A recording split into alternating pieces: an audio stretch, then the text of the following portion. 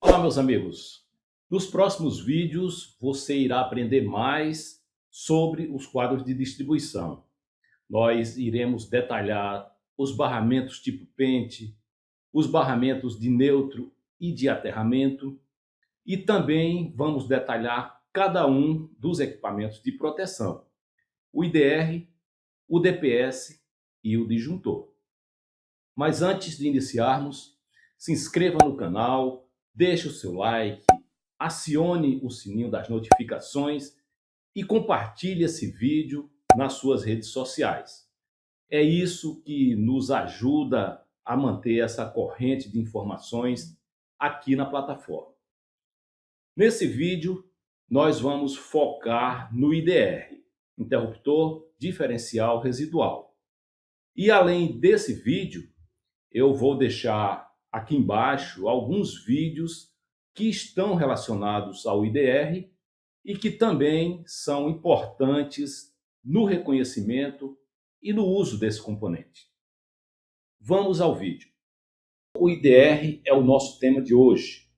Quem trabalha com projetos sabe que esse componente ele já é obrigatório nos quadros de distribuição desde o ano de 1997, que foi quando a NBR 5410 incluiu lá no seu item de generalidades, mais precisamente no item 5.1.3.2.1.1, a obrigatoriedade do uso desse componente de proteção.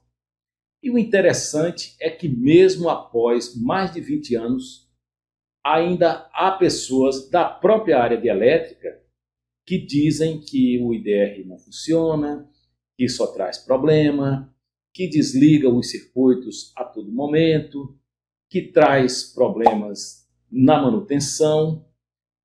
E nós observamos que algumas dessas pessoas, elas normalmente são eletricistas, aqueles eletricistas mais antigos, que chegam a recomendar que não seja usado o IDR para evitar problemas. E isso é um erro grosseiro. Na verdade, o IDR estará cumprindo apenas a sua função básica, que é detectar as fugas de corrente e desligar o circuito quando essa fuga de corrente atingir um patamar que seja considerado de risco. E esse patamar hoje está limitado a 0,03 amperes. Em uma instalação nova, as fugas de corrente podem acontecer, mas, obviamente, elas são menos frequentes do que em instalações antigas, que podem ter desgaste na isolação dos condutores, podem ter falha na isolação das emendas, apresentam aquelas caixinhas de passagem metálicas, que elas existem ainda até hoje em instalações mais antigas, e essas caixinhas metálicas, elas facilitam a ocorrência dessas fugas de corrente nessas instalações. Então, se você for observar direitinho, muitos acidentes que ocorreram com crianças que colocaram os dedinhos nas tomadas, esses acidentes poderiam ter sido evitados se houvesse um IDR presente naquele circuito, porque o IDR ele usa dois fatores que são determinantes no que diz respeito aos danos que um choque elétrico pode causar ao corpo humano. Um é a intensidade da corrente. Essa intensidade, que você já sabe, vai ser limitada a 0,03 amperes. E, teoricamente, não irá representar nenhum risco de morte para o ser humano. E o outro é o tempo que essa corrente vai permanecer no corpo da vítima. Quando ocorre o contato de uma pessoa com a superfície energizada, a tendência é que essa corrente venha a escoar para a terra. E essa diferença de corrente que não vai retornar lá para o IDR, ela vai ser sentida por ele. E se essa corrente atingir a corrente residual de disparo, ele vai ser acionado automaticamente em um tempo muito curto, coisa de centésimos de segundo. E aí ele cumpre duas funções. Primeiro, percebe a diferença de corrente e desliga imediatamente. E segundo, ao desligar, o IDR protege aquela pessoa que acidentalmente teve contato com aquela superfície energizada. Vale lembrar que o IDR não protege contra o choque elétrico. Ele vai impedir que esse choque fique em contato por um tempo mais elevado com o corpo da vítima, e aí ele vai diminuir radicalmente a periculosidade desse choque elétrico. Na maioria das vezes, ele é tão rápido que o choque nem chega a ser sentido. Muito bem. Fisicamente, os IDRs têm essa aparência que você está vendo aí. E essa aparência ela pode mudar de acordo com o fabricante. Aí você vê que nós temos um IDR bipolar, o tripolar e o tetrapolar. Também é muito importante que, pelo menos uma vez por mês, seja feito o teste que comprova que o IDR está funcionando normalmente. E ele é feito usando esse botão de teste que está disponível nesses equipamentos. Independente de qual seja a classe de utilização, você vai fazer esse teste. Os fabricantes, eles seguem alguns critérios normativos para fabricar IDRs específicos para corrente alternada e corrente contínua. E aí foram criadas algumas classes que estão distribuídas dessa forma que está sendo mostrada aí.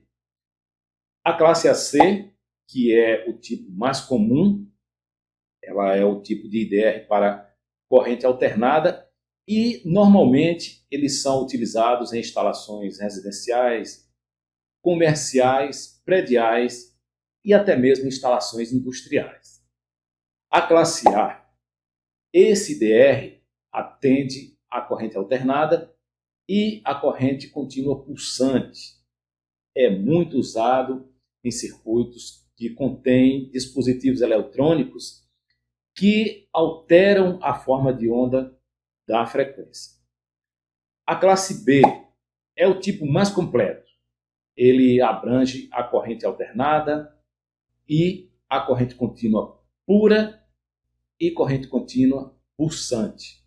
Normalmente, esse IDR é usado em circuitos trifásicos que possuam alterações nas ondas senoidais que são geradas por cargas, como os equipamentos eletromédicos, que normalmente têm essa característica. Veja agora alguns questionamentos muito comuns a respeito da forma de utilização do IDR. 1. Posso usar apenas um IDR no meu quadro? Foi exatamente o que nós fizemos naquele quadro que nós montamos no último vídeo. Nós podemos usar apenas um IDR, mas tem um inconveniente. Se a sua instalação não estiver funcionando adequadamente, sem nenhum ponto de fuga de corrente, o IDR vai atuar com mais frequência e, se ele for usado como geral, ele vai desligar várias vezes todos os seus circuitos. É aquela história. Pode, mas não deve.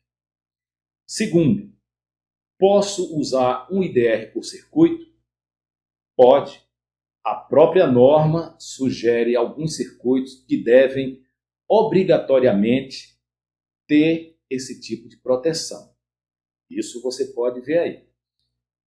Terceiro, posso usar um IDR para um conjunto de circuitos?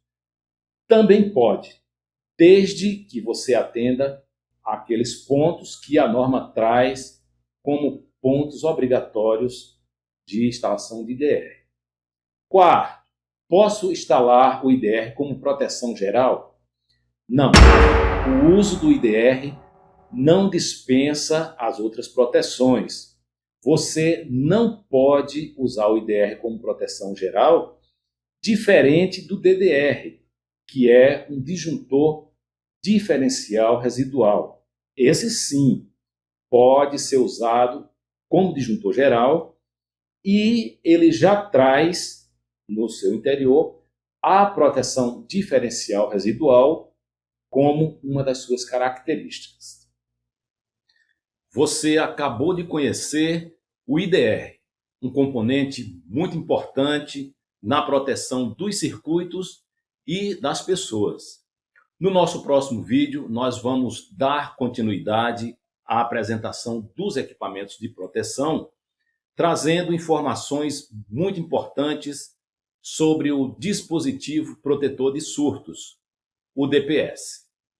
E se você quiser dar alguma sugestão, deixe aqui embaixo em seu comentário.